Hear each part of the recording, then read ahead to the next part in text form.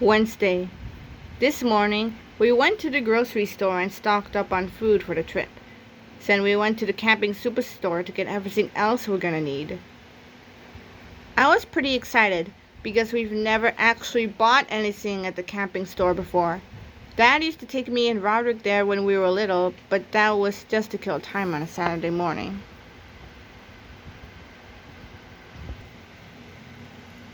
When we got to the store today, Dad went around and picked up some basic supplies, like lanterns and canteens and camping chairs. But I went straight to the section of the store with the high-end gear, because I figure, if we're really doing this thing, I'm gonna want to be comfortable. Glamping. I picked out an inflatable pull-out sofa and hiking boots with little fans built into the heels, plus a solar-powered blender that can make a cherry slushie in 30 seconds.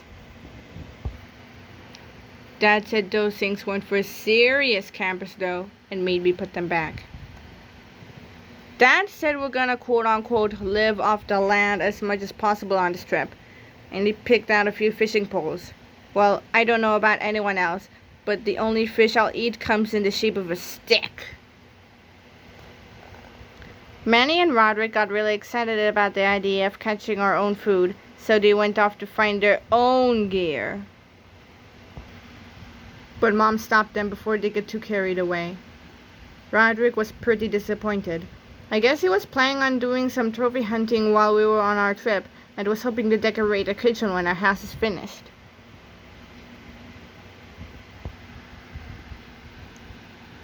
After Dad was done shopping, he was ready to check out.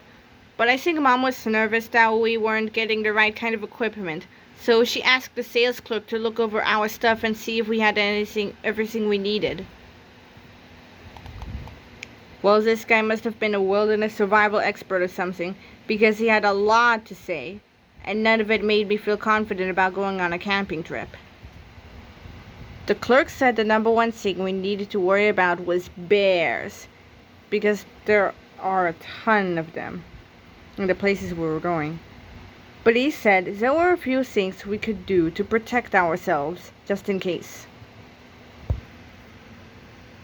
The clerk said the first thing we needed to remember was to always tie up our trash and hang it in a tree so it would be out of reach for bears. Then he said if we really wanted to be safe, we should buy a jug of wolf urine and spray it around our camp every night, because it scares bears off. I tried to imagine whose job it is to collect wolf urine, and I promised myself I'd start getting better grades in school so it doesn't end up being me. Glug, glug, glug. The clerk said the other thing we had to worry about was bugs like mosquitoes and ticks, so we should always put on plenty of bug spray. I was totally on board with that idea, because one time Albert Sandy told everyone at our lunch table about this kid who fell asleep outside and got sucked dry by a mosquito. And that sounds like a pretty bad way to go to me. I was starting to get a little nervous when the clerk told us everything else we needed. He said we had to have a first aid kit in case someone got injured, and waterproof matches in case our gear got wet. Plus, we needed a compass if we got lost, a snake bite kit if someone got bit, and a flare gun if things really got bad. Rattle, rattle. Whoosh! And by the time we checked out, I was a little shook up. And I have to admit, Grandma's basement didn't seem so terrible anymore. I think the guy at the camping store stressed Dad out, because after we paid for all the stuff, we kind of rushed out of there. And we were halfway home before realizing Roderick was missing and we had to go back. After that, we drove to Grandma's house to pick up Uncle Gary's camper. I guess Dad had thought it was pretty much ready to go, but it was a total mess inside. I remember Dad telling me that when Uncle Gary got his first car, he used to keep a bunch of garbage inside so no one would steal it. Well, I think Uncle Gary had the same idea when it came to his camper. We spent the whole afternoon cleaning it out, and I wouldn't have been too surprised if we'd actually found Uncle Gary buried somewhere underneath all that trash. Shake, spray, toss. Once we got the junk out of there, we were finally able to take a good look around the camper. I could see how Uncle Gary was able to live in there for 2 years, because it had everything a person could need. So was a stove, a sink, a kitchen table, and a little refrigerator. Plus, so was a bathroom with a shower in it, and some extra space above the cabin for sleeping. We scrubbed everything down, but each time we thought we were finished cleaning, and we find something else Uncle Gary had left behind. And I don't mean to be rude or anything, but I seriously hope Uncle Gary has bought new underwear since he moved out. After Gammy gave us some sandwiches to take with us, we hit the road. Beep, beep. When we started off, Dad was super excited about the camper. He said since he could work anywhere he wanted now, we could live on the road until our house was finished, and maybe even longer. Then Mom chimed in. She said we could travel around the country and record our adventures, then become one of those families who gets famous on the internet. Gettin' around with the Heffleys, featuring Manny. Like, subscribe. I was actually starting to get into the whole RV lifestyle too. Mostly, I just thought it was cool that I could use the toilet while we were cruising down the highway. The only thing I didn't like about Uncle Gary's camper was that it didn't have seat belts in the living area, which was a problem whenever Dad hit the brakes. Gah! Oof! When traffic slowed down, Mom let Manny sit in the front seat so he could feel like he was quote-unquote driving. But I think she realized it was a mistake when he started laying into the horn. Hog. It was cool being out on the open road and all, but after a while, everything started to kind of look the same, so me and Roderick went on our gadgets to pass the time. After an hour or so, Mom said we'd had enough screen time for the day and we needed to be off our electronics. Usually, when Mom tells us we've had enough screen time, we'll take a break. But as soon as she stops paying attention, we'll get right back on. And after a while, she'd get tired of fighting us and just give up, which is what we thought would happen today. Bleep, beep, blip! It turned out Mom wasn't messing around on the strip. When we got back on our devices, she put them in a clear plastic box that had a timer on top. Plunk. The second I saw that thing, I knew what it was, because I'd seen the ads in one of Mom's parenting magazines.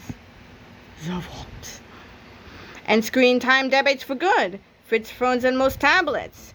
Bulletproof glass. Set timer from 10 minutes to 10 years. Mom set the timer for 2 hours, then went back to her seat up front. Whoever made that thing knew what they were doing, because me and Roderick couldn't figure out how to crack it. Bonk, rattle. Mom handed us some activities she'd created for the trip and said they should keep us busy for a while. But it wasn't that much fun playing wildlife bingo when we couldn't even identify half the animals we saw along the side of the road. After another hour or two of driving, Mom and Dad started looking for places to stop. So were some signs for scenic attractions, so Dad pulled over at the exit for a place called Culpeper's Ravine. Mom got all excited because she said we were like explorers who were about to see something new. But unfortunately, some other explorers beat us to it. Lot full. We couldn't find any parking, so we had to move along. And it was the exact same story for the next 3 places we tried to stop. I know I should feel lucky to be out alive at a time when there's modern medicine and smartwatches and peanut butter-filled pretzels. But sometimes, I wish I was born a little sooner so I had a chance to actually discover something. Because when you find something new, they name it after you. But by now, everything worth finding has already been discovered. And you wouldn't really want your name on any of the stuff that's left over. Greg Stitch. One time, the planetarium in our town had a fundraiser, and if you paid $10, you'd get a certificate that said a planet in some faraway galaxy was named after you. So Mom paid the $10, and I still have the certificate hanging on the wall in my bedroom. Planet H1b9932 in the Your Sirius galaxy will hereby be known as Planet Greg. But when Mom filled out the form, I wish she'd put my first and last name on it, because now some random Greg could get it to my planet before I do and say it's his. That's it. Our mistake was that we were going to places everyone knew about, and if we got off the main road, we might find something special. So we took a detour and kept our eyes peeled for anything that looked like it was worth stopping for. And sure enough, after we took a few more turns, we found a crystal clear lake with nobody else in sight. The air conditioning in Uncle Gary's camper wasn't working, and everyone was ready to cool off. So we got into our bathing suits and took a dip in the lake. It took a second before I realized something wasn't right. I noticed a million shimmering objects just beneath the surface, and my mind went to piranhas. I'm pretty sure everyone else's did too. Splash, sploosh, splish. I was almost to the shore when I felt a bunch of tiny mouths nibbling me. Shriek! I thought I was being eaten alive, and by the time I made it out of the water, I was surprised to be in one piece. Or almost in one piece. I had a scab on my knee when I got into the water, but by the time I got out, it was totally picked clean. Just then, a truck pulled up, and the two guys inside looked mad. Vroom. That's when we found out the lake we were swimming in was a fish hatchery. Silver Lake Fish Hatchery. I think those guys were about to call the cops on us for trespassing, and we didn't want to stick around to find out. So we piled into the camper and Dad stepped on the gas. Vroom. The next time Mom makes fish for dinner, I'm definitely gonna check the package to see where they came from first. The crazy thing is, the fish hatchery wasn't the last place we got chased away from today. We tried parking the camper in a meadow so we could get out and enjoy the view while we ate, but it turned out to be somebody's farm. We finally found a field that didn't look like it belonged to anyone, so that's where we stopped for the night. The sleeping situation wasn't great. The kitchen table converted into a bed, which is where Mom and Dad slept. Floof. I wasn't crazy about the idea of eating breakfast off the spot where Dad slept in his boxer shorts. I had to share the loft above the cabin with Roderick, which wasn't much of an improvement on our deal in Grandma's basement. The only person who had any space to himself was Manny. He turned one of the cabinets in the kitchenette into a little apartment, and his setup was actually pretty sweet. Click. While Mom and Dad were getting ready for bed, I found out a major downside of the camper. The bathroom walls were paper thin, and with the engine off, you could hear everything happening in there. And trust me, no kid wants to hear his mother's bathroom noises. Burble, burble, splorb. I can't hear anything that's happening right now. La la la la.